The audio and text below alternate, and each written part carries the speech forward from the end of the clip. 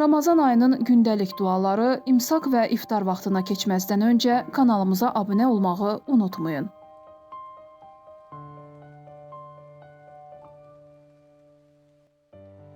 Mart ayının 18-i Ramazan ayının 28-ci günüdür.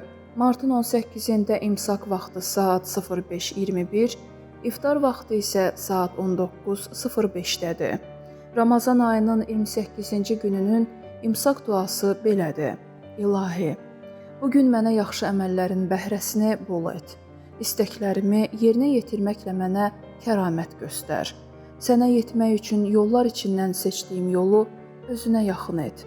Ey israr edənlərin öz israrları ilə məşğul edə bilmədikləri Allah. İftar duası isə belədir.